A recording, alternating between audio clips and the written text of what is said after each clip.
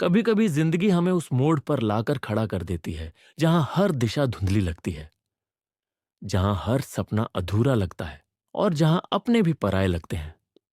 ये कहानी है राजू की, एक छोटे गांव का लड़का जिसकी जेबें हमेशा खाली रहती थी, लेकिन आंखों में सपनों की चमक कभी कम नहीं होती थी। उसके पापा खेतों में मजदूरी करते थे और मां दूसरों के घर बर्तन धोती थी। राजू पढ़ना चाहता था, बड़ा बनना चाहता था, लेकिन हालात कहते थे तू कुछ नहीं कर सकता। लेकिन एक दिन स्कूल से लौटते वक्त उसके मास्टर जी ने कहा, राजू, हालात कभी किसी का भविष्य तय नहीं करते, तुम्हारा हौसला करेगा। उस दिन के बाद राजू ने एक वादा किया कि वो तब तक नहीं रुकेगा जब तक खुद को और अपने मां बाप को उस हालत से बाहर नहीं निकाल लेता।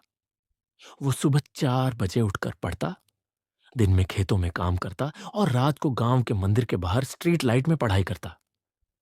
गांव के कुछ लोग कहते थे, ये लड़का पागल है, किताबों से पेट नहीं भरता। लेकिन राजू ने किसी की नहीं सुनी। उसने सिर्फ एक आवाज सुनी, अपने अंदर की आवाज, जो कहती थी तू कर सकता है। समय बीतता गया। राजू ने स्कॉलरशिप से कॉलेज किया, फिर एक सरकारी परीक्षा दी है, और पहला प्रयास फेल, दूसरा प्रयास फिर असफल, तीसरी बार उसने खुद से कहा, या तो जीतूंगा या फिर सीखूंगा, लेकिन हार नहीं मानूंगा। और इस बार राजू का चयन यूपीएससी में हो गया। आज वही राजू, गांव का गरीब लड़का, एक अफसर बनकर अपने गांव में बदलाव ला रहा है। कभी मत समझो कि तुम्हारे पास कुछ नहीं है। अगर तुम्हारे पास सपना है, मेहनत है और जिद है, तो दुनिया की कोई ताकत तुम्हें रोक नहीं सकती। थक जाओ तो आराम कर लो, लेकिन हार मत मानो।